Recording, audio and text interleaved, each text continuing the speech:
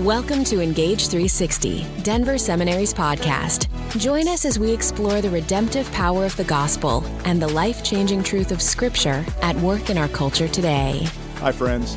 Welcome to Engage360, Denver Seminary's podcast. I'm your host, Don Payne, and I want to thank you for joining us for our annual Christmas reflection.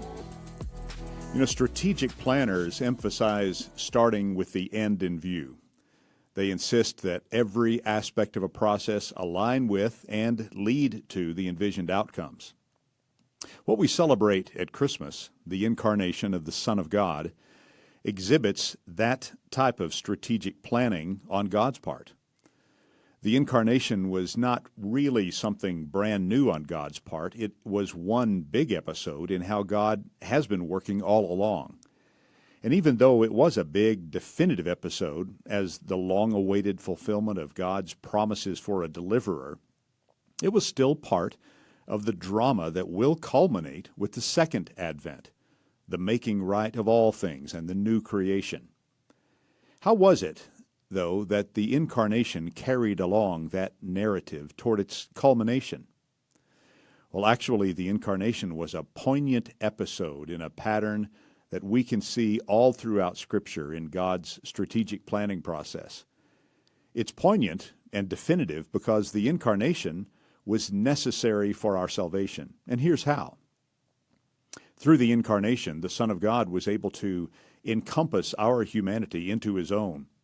And through His life, He offered to the Father on our behalf the worship and obedience that we all have failed to offer. And then, through His death, He absorbed God's judgment against all sin, our sin, on our behalf. And through His resurrection, He defeated death.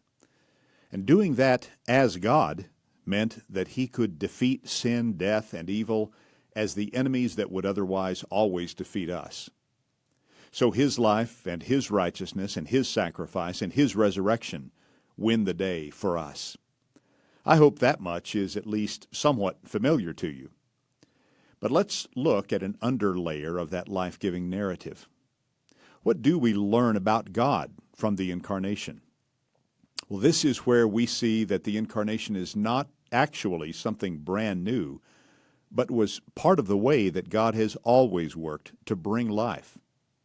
It was one of God's unique acts of bringing something out of nothing, possibility from impossibility, bringing hope from desperation and hopelessness, bringing victory from defeat and freedom out of bondage and life from death. What God did to bring the Messiah, the Savior, into the world through a young virgin was the same kind of thing God did in creating the world out of nothing that existed before God. We call that creation ex nihilo in Latin. What God did to bring our Savior into the world through a young virgin, which is a human impossibility, was the same kind of thing God did in delivering His people from 400 years of hopeless, powerless enslavement. It was the same kind of thing God did in breathing new life into the dead bones in Ezekiel's vision. Scroll forward to the end of Jesus' earthly life and ministry, and we see it's the same kind of thing God did in raising Him from the dead. And in every one of our lives, it's the same kind of thing God does in delivering us from our condition of being dead to God in our sin. As Paul put it in Ephesians 2, we were dead in our transgressions and sins, and He made us alive in Christ, raising us up with Christ. Do you see the pattern? Do you see the strategic planning? Everything God does aligns with and leads to that ultimate outcome of life, creating life, restoring and renewing life as only God can do. That's the God of the Incarnation. The Incarnation points upward from a baby in a first-century stable to the God who always does the undoable, the impossible. The God who gives life where there is no possibility of life. The God who brings hope where there is no hope.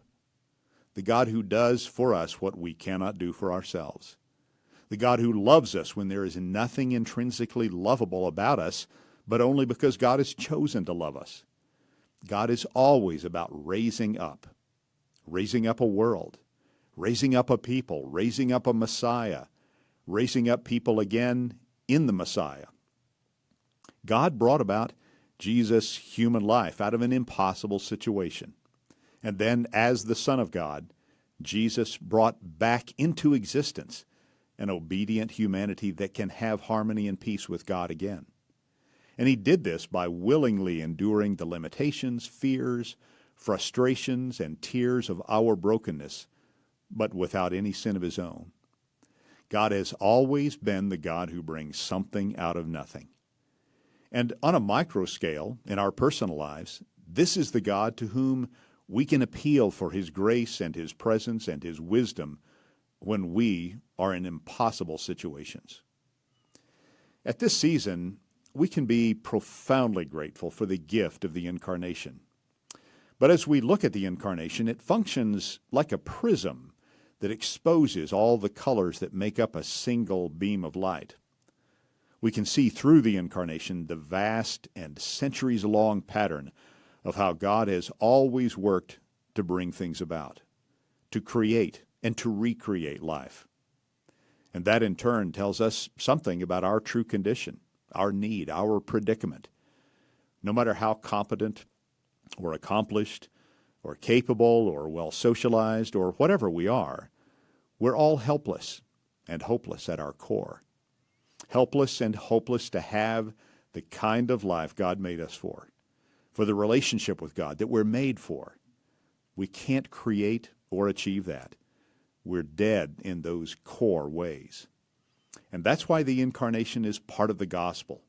This is how God works to bring us back from life, from such a dead condition, a deadness that's so dead we often can't even see how dead we are apart from the God who alone can bring us back to life. At this time of year, most of us symbolize gratitude by giving and receiving gifts. And if you've ever received a gift only later to realize the sacrifice that the giver made to give you that gift, you'll have some sense of how our gratitude can expand. A child may experience expanding gratitude toward parents as he or she becomes more aware over time of all that the parents have sacrificed. And likewise, we're enriched to have the dimensions of our gratitude to God expanded by getting a fuller glimpse into the ways God has always been working to give us life and to give us life again. That's what we learn from the Incarnation. From all of us here at Denver Seminary, we're grateful to God for you. Whether you're a student, a faculty or staff member, a board member, a donor, whatever your relationship is to Denver Seminary, thanks for being part of God's mission with us to train people to engage the needs of the world with the redemptive power of the gospel and the life-changing truth of Scripture. And our gratitude to you is deep because your part in Denver Seminary's mission means that you are part of how God continues to do what he did in the Incarnation and all along the way, bringing life out of death, hope out of hopelessness, liberation out of bondage, and something out of nothing. May you enjoy this Advent and Christmas season more than ever because of that awareness. Merry Christmas, and God bless every one of you from us here at Denver Seminary.